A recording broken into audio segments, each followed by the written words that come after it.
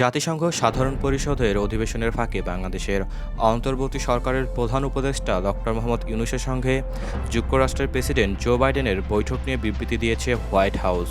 এতে বলা হয়, বৈঠকে বাইডেন বলেছেন বাংলাদেশের নতুন সংস্কার কর্মসূচি বাস্তবায়নে মার্কিন সমর্থন অব্যাহত থাকবে।